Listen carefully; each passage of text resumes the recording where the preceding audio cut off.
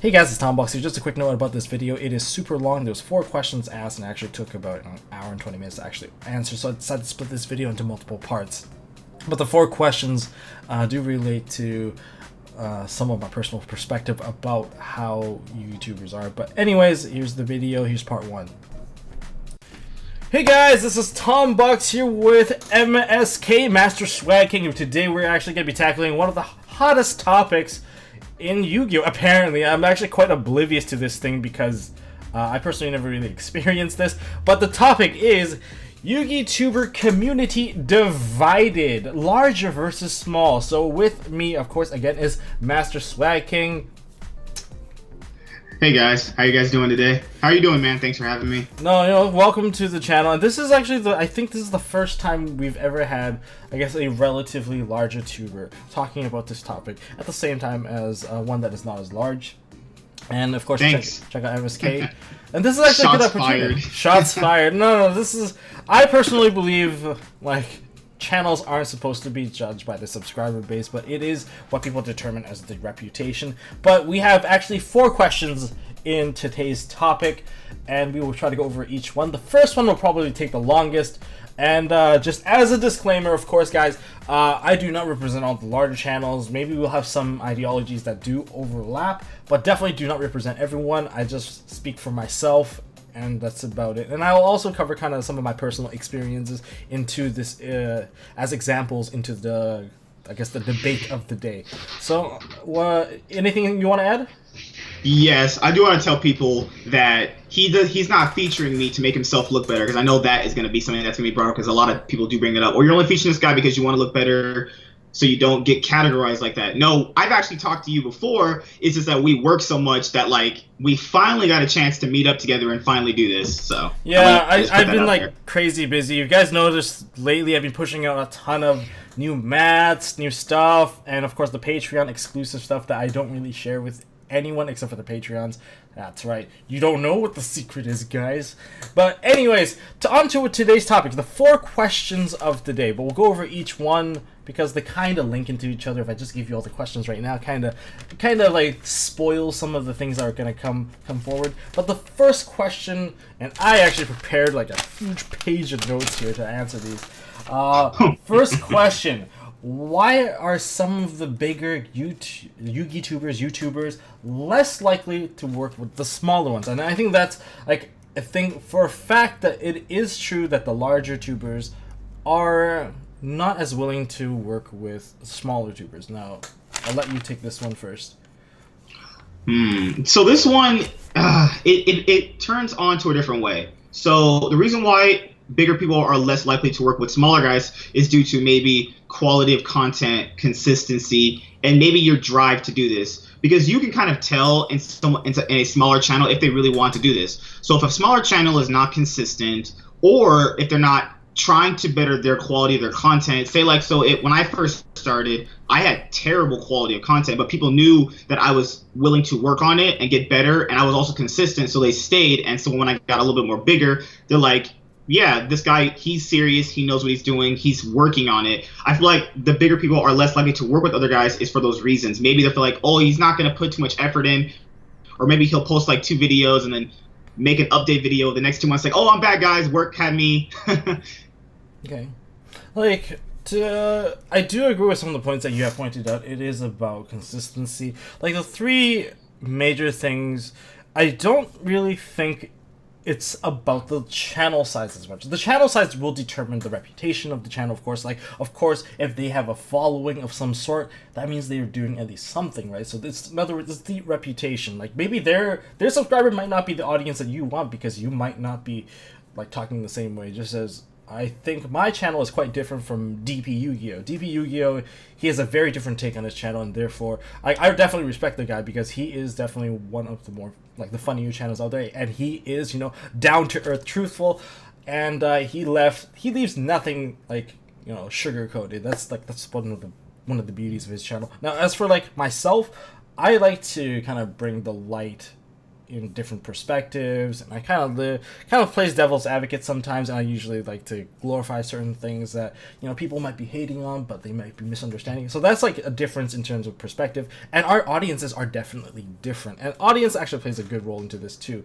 But when it comes to like, that's like the subscribers, right? But what every channel, I believe, should be judged on, and this actually almost sounds like common sense, but they should be judged on their content, the quality of their content, because without that, you have actually nothing. Like, yes, that's also true. Like always judge it by the content. Like, one example that I kind of want to put out there is, I think it is Game Theory. Game Theory, you guys know, like Matt Pat, he's obviously one of those super big YouTubers. I like to study all the big YouTubers and kind of how they grow. He wasn't about pushing out quantity. He was strictly about quality. He improved himself over time. He didn't need to put out a ton of videos before he became one of the biggest YouTubers out there. And so the first thing would be content, which is what we should really judge people on. The second thing would be the audience. And the third thing is identity. And that kind of goes into what you talked about, the consistency, the constant push of thriving to be better. That's always a good thing. But like identity, a lot of the smaller tubers have not identified themselves. There's like tons of YouTubers, YugiTubers, whatever tuber out there. What I see is they haven't found their identity. They're in the middle of finding their identity. Therefore, they haven't really established who they are yet. Like, you can pick up a random YouTuber and try to watch their content. If they're a prank channel, if you don't know who the bigger prank channels are, and then you watch another random prank channel, you might not identify them right away. It's impossible because you just don't know them. Mm-hmm. Just as there are YugiTubers that are like under 500, and of course not a lot of people know them because under 500, it's like, it's a good number to have. Like, it's good to start off, and maybe you're building up to it, but you might not have identified who you are, and you could. That also comes to do with like the YouTube algorithm too. YouTube algorithm plays a big part, and I'll actually go into some of this stuff because I can actually share with you guys some of the stuff that change over time as your subscriber base gets bigger. And I, like, a lot of people, guys, like, I didn't know this until I hit those marks too. Like, no one really tells you this because it's kind of like personal information. But like when it comes to like identity, I think once they develop their identity, they know what works and what's their formula. Then it's like, yeah, if they want to get a feature, like, why not? Like, yeah, that's kind of like my angle here. On the identity, yeah, like, I know a couple of smaller people, actually way smaller than me. He does something called, I'm pretty sure everyone can relate to the CinemaSins with movies, right? So he's doing this thing where it's done for Yu-Gi-Oh! And he was like, I did a couple of videos where it was the deck profiles and the duels, and I was like, wait a minute, it's not working out for me. I'm not getting any views because everyone else already does this. So he was like, I'm going to do anime sins for Yu-Gi-Oh! And it's working. I mean, he's relatively really small. And he said it's working out great. He's getting a lot more views and a lot more likes and a lot more people commenting on his videos, which will get him more exposure. The thing about YouTube now is that, like, it's based off views and watch time, how long people are watching your videos, how many people actually view it, rather than most people will go like, hey, he has a lot of subscribers, so we must know what he's doing. Like, having, like, the subscriber base definitely has the advantage. I'm not gonna lie there. Like, the subscriber base, lots more people are gonna reach out. In other words, you're gonna hit those numbers a lot easier. And about the other tuber doing, like, animations, like, holy crap, that's a very smart idea. He is hitting a market that does not exist within our own YugiTuber community, which is huge. I kind of did the same thing. When I was very small, I was actually, like, a nobody 2 years ago. Like, it was like, MST.TV? Who's that? Like, no one knows who MST.TV was. But, like, part of it was marketing strategy. Like, what I went into, when I went into this whole YugiTube thing, I go, why did I personally not experience this? Because I went into MST.TV with basically 70% of an identity already created. I had my logos already branded. I had a very specific format of how I did my videos. I didn't do quantity like most people. I actually did quality. I didn't have time to actually do it. I was working full-time already at the time. I kind of wish I started back when I was in school, but I didn't do it because I was lazy. And like back in the day when Asian Eyes was like Asian Eyes' main channel, Slater channel, when it was around 40, below 40K, I wanted to start then. That was back in 2000 and I don't know, 2000 something. It was a long time ago. When I went into MST.TV, I had logos, formats already set up. I know what I wanted to talk about, and I script a lot. I would show you guys like how much script I have scripts everywhere around me. Like I write so much just so that my content delivery isn't like sloppy. I was super stiff back then. And when I went into making the videos, I decided to hit the markets of rulings first. That was where we all started. The very first video, of course, Vanity's Emptiness.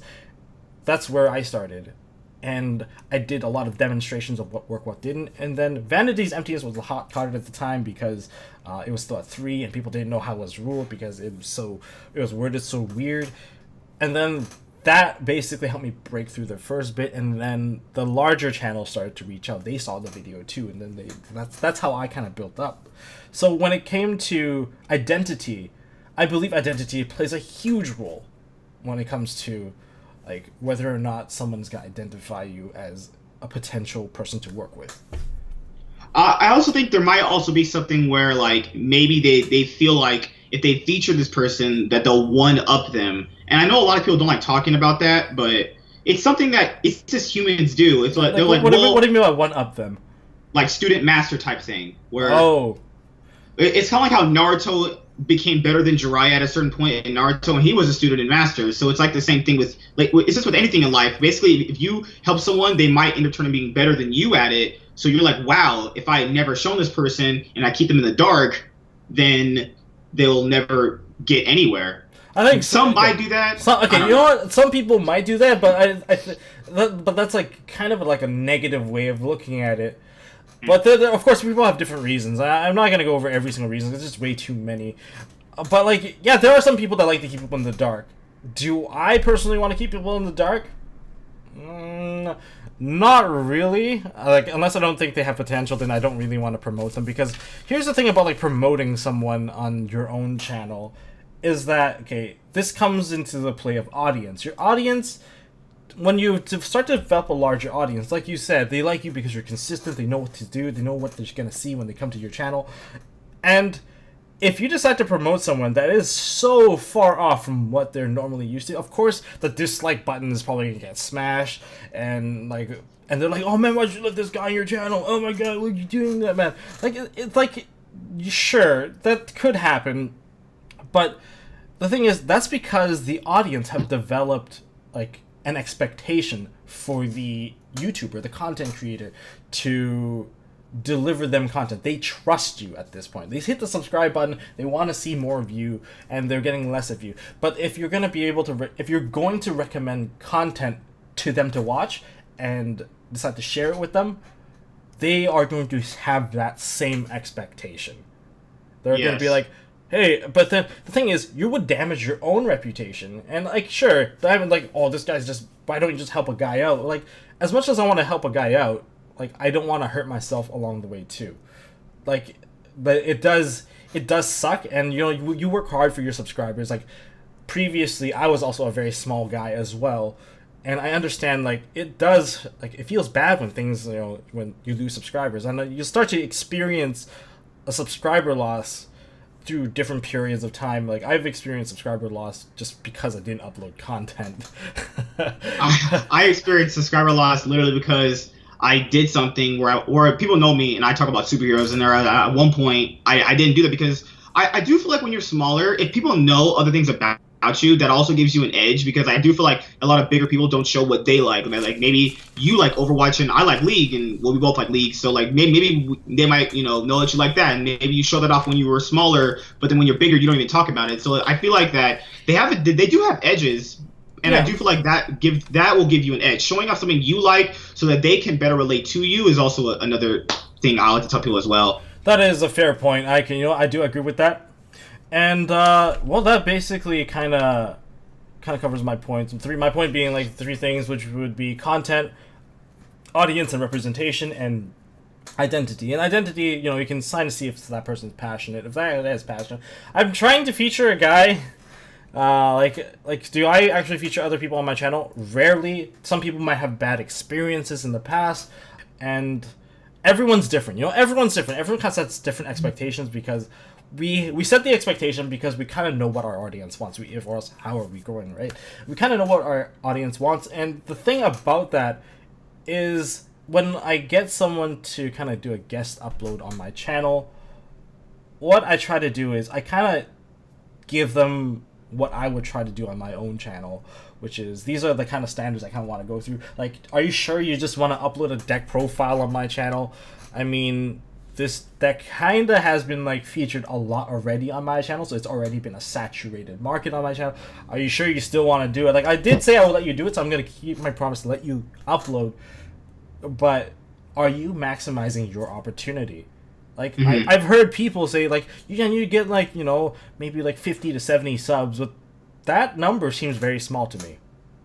Yeah, compared to what they have, like, if they have 40,000 and you get 50 to 70, that's not even, like, basically, like, 5%. That's being, and I'm being generous about that. And, like, here's the thing. When it comes to, like, guest uploads and, like, allowing people to help, like, the large guy helping the small guy, you got the opportunity, they were, like, letting you upload.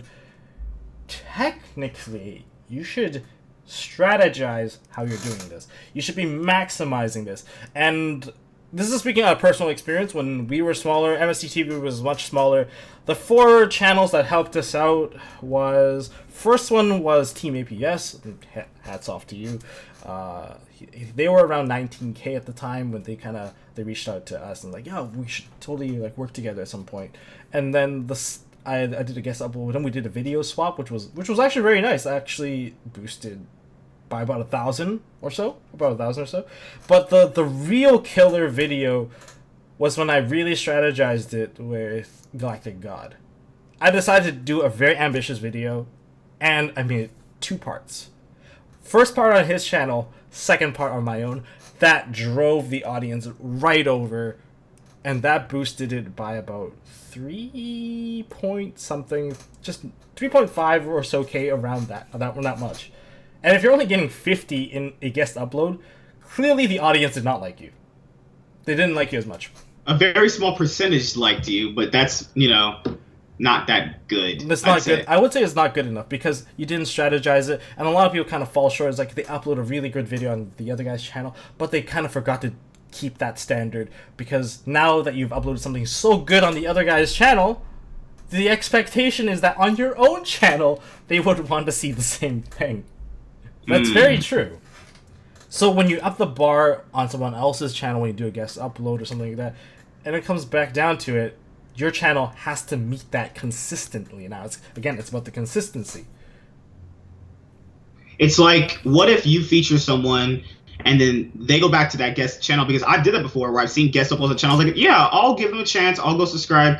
It turns out that person secretly in their real life has been not liking Yu-Gi-Oh. They've been hating it, and they don't upload videos for 6-7 months. They're like, hey man, I'm coming back, but I see how they could be skeptical on who they let, because you don't want to tell your subscribers, hey, go help this guy out, and this guy just doesn't upload for 7 months. Like, that's not fair to them. That's a waste in their subscription box. Yeah, it's like it just becomes kind of spammy. So yeah, that's my perspective regarding why are larger tubers less likely to collab with smaller tubers. It's about their, like, whether or not they know how to handle their audience, whether or not they've developed their identity, because it is best when they have an identity developed, they have a reputation available, and usually what larger tubers do judge a channel by is the subscription size. Although that is not correct, but usually some people do give them a chance. They look at their content.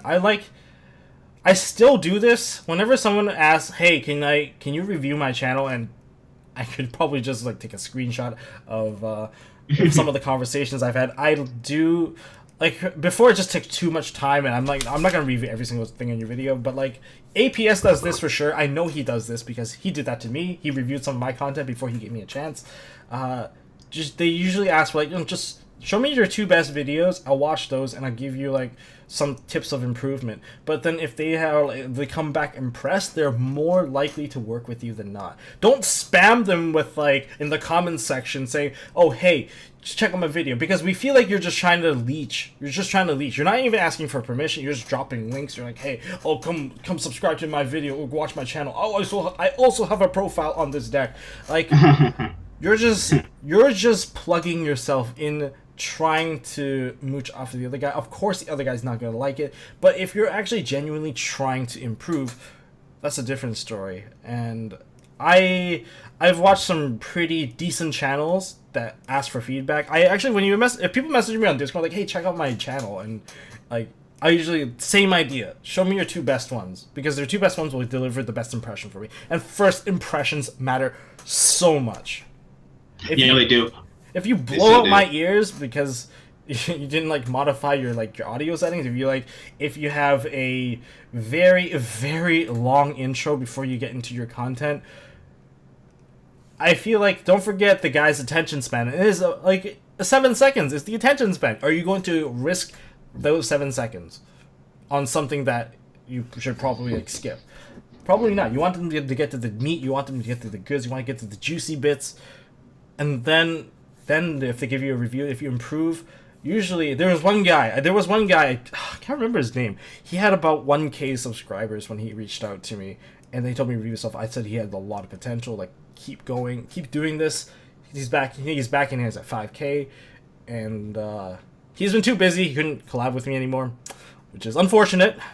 But I definitely would give him a chance if he reached out again, so for sure.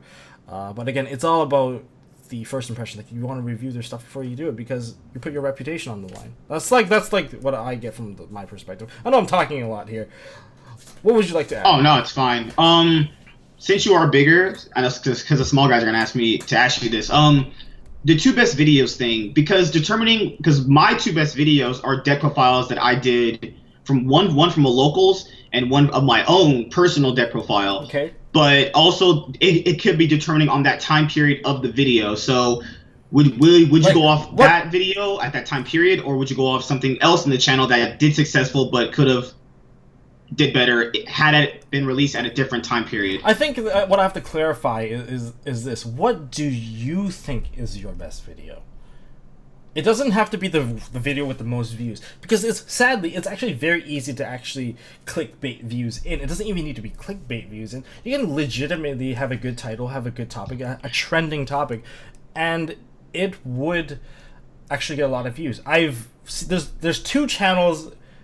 This is like kind of my dark secret. There's 2 channels that I know I personally cannot feature on my channel ever or mention their name, because I've grown to like watch his channel a lot secretly and just never comment. But it's just that the way that there's one channel, the way that he delivers his content is so ambiguous. Is that the word for it? Ambiguous? It feels like he talked a lot of nonsense, and then when it came to the end of it, I feel like I didn't learn anything. I feel like he didn't even answer the question of his own video. His own video. Like, this guy has been around for I guess he's kind of new. He's been around for a year. He's still like under 200.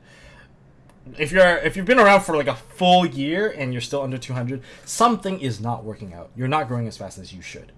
But like this guy, it's just that, say he was doing a ban list prediction. The first thing he would say is, "This card's got to get banned because it's broken, and I don't like that." And then like fuck that shit. That's what he goes with. By the way, guys, this video I am not censoring myself. I'm just gonna be as downright real as possible here. So yeah, he was like, yeah, fuck that shit. And then that was it. I was like, okay. And pardon my French there, but like, and then it's like, yo, this thing is broken and it needs to go. And like right now, this thing is in the meta. Like, he will talk about a deck that's clearly not in the meta, but probably is meta in his locals, because every meta is different. Like, if you go to a locals, you switch your side deck for your locals, because if you know there's a ton of chain burn in your locals, you side for chain burn. You don't screw around there. But then if it's like one of those decks that are super powerful at his own locals, or perhaps the best player at his locals is playing a specific deck that technically is not within the high tier meta, he would call it meta, and then he's like, that's why these cards have got to go, man. Like, polymerization needs to go to 2 because those fluffles are just dominating. And so, like, then you realize, and then he'll repeat the same things. He'll just go into his little swearing cycle of why things are broken, and like, the delivery is just really bad. I bet some of you guys are just wondering, like, oh man, who's this guy? I want to check this guy out. Yeah, I'm not, like I said, I'm not gonna promote this guy. That sounds so hilarious. That's kind of why I watch his channel. It's kind of sad though. There's the other guy, like, I can't promote him. This is actually one guy that I have reviewed his channel. He actually reached out to me. He actually called out on one of my videos. He actually called one of my videos like I think it was one where I was talking with Paul and Team ABS. This is actually one of the... It's on my other channel, Tom.TV. You can see it down there. I did a podcast with Paul from Team APS, and it's about, are you YugiTubing correctly? Like, how to actually establish yourself. And there's a lot of good tips there. Did you check it out? Self-plug. Shameless self-plug. No, but like, did you... Yeah, that's fine. Definitely check it out, though. It covered a lot of topic, but then he actually messaged a comment down there, and he's like, no, this is all a lie. He was like, this stuff doesn't work. And then I reviewed his channel, and one thing I kind of want to point out is don't get married to titles. Don't get married to titles. He opens the video the same way every time, but there's one key thing that he constantly said when I was giving him his feedback, like things that he can improve on. I feel like Yusaku, I always give him like 3 things of improvement. If you've been watching like Brains, Yusaku always speaks in, there's 3 things about this thing. He always does that. So I give him 3 things. First of all, I told him to, like, if you're gonna grow a channel, you have to invest. Yeah, because when I first started, I just had nothing but my actual smartphone. I guess I had a laptop too, but that was a Walmart laptop that I don't even use anymore. You have to update the quality of your stuff to make your content better. So what I told people in my top 10 YouTuber tips was for people who want to start, is that there are certain things that other devices can't do that a PC could do. You could probably do, your content could probably grow better and get better with a PC. I don't mean like, you know, if you don't have money, save up for it, obviously. But like, there's certain things your smartphone can't do. There's certain things your laptop can't do because it's not strong enough. Having a PC does elevate all of that. And I can say from experience that having a PC has definitely elevated the content so much. Yes. Don't be a potato phone shaky cam. Unless, of course, you have a phone's stabilizer. That's a different story. You've invested $400 or $120 on a stabilizer. Good for you. You're obviously caring about your audience because you care about what they see. That stuff is nice. But what I've seen is the person that told me to review stuff, he gave himself excuses of why he can't invest into his equipment. Sure, money could be tight, but I'm not recommending like high-end stuff. I'm not telling you to, oh man, go buy like a blue microphone. Go just immediately go buy a Blue Yeti. Blue Yeti is still like, it's still a medium price range mic. It's still about like $130. I'm not gonna be like, oh, go buy a Yeti because it's a great mic. It is a really good mic, and if you can afford it, why not? But there are always alternatives you can do. I started the channel with a camera and 1 microphone. I have a $13 microphone that I ordered off Amazon that said was good for starting It is very good. Holy crap. Yeah, like, I always tell people, it's the same thing with Rarity whores, as they call them. You can always find something cheaper that does the exact same thing. This is a $13 mic. Your battle fader does more than my common battle ulti? No, it does not. We negate the same. It does feel better when you draw it, though. That's their adjustment. But anyways, I guess that kind of covers up why do some of the larger tubers are less likely to work with the small ones. It's not that we hate you guys. Not that we want to put you down. Some of them maybe, but for the most part, we just, well, we want to see bringing up the people that do deserve to be brought up, because like, it just creates a very awkward environment when you start promoting people towards your own audience and then they don't grow, they're not successful, they abuse it. I've had one guy that actually let upload on my channel. He started attacking my audience in the comment section. What? Yeah. What the? Oh man, that's a keeper right there. That's don't burn your bridges. If you do get like, sure, sometimes you get flamed for uploading content. You gotta learn how to take it, because that is one reason why I became a lot more strict when it came to letting people upload on MST.TV. Although I did let one guy upload recently, I actually reached out to him because I love this stuff. It's too bad that he hasn't been uploading anymore. His name is that Craig fellow, TCF Yu-Gi-Oh. He could have been the next Alentheo. If he didn't have to work so much. He does really good sketches. I gave him credit for one of my sketches, like the YGO IRL sketch. That was based off of one of his videos. I credited him. His video is linked in the description. I made sure of it, and I also messaged it to him as well through Discord. It's like, hey, dude, your thing was really inspiring. I'm going to take some ideas from that. And that's where the IRL videos came out. So I do, like, whenever, I always love to give credit to people, especially people that contribute, especially on Discord as well. Like, I try to build up a community. But that basically sums up my answer for the first question. That was like 30 minutes already. What do you have anything to add? Like, is there anything that you believe why larger tubers don't like to help the smaller tubers? It could be. I mean, the only ulterior motive would be is that if you feature someone, they might get better. That's an ulterior, but I know it's not everyone. Quality. Like, if you tell them, hey, I'm gonna get better in 6 months, and you've not gotten better in 6 months, then I could understand why they wouldn't let you come, because you can't just tell me you're gonna get better and try to get better. Even if I saw just a microphone improvement, that's good enough for me. If you didn't even do that, you can't, because like, how can you trust that person if they're not even being trustworthy with you? Okay, that's fair enough. So these are our standpoints regarding the topic there. And that's the end of part 1. If you guys want to stay tuned for part 2, by all means hit the like button, hit the subscribe button, and you can check out Master Swag King if you like his stuff. By all means, subscribe to him. And as always, well, see you in the next part.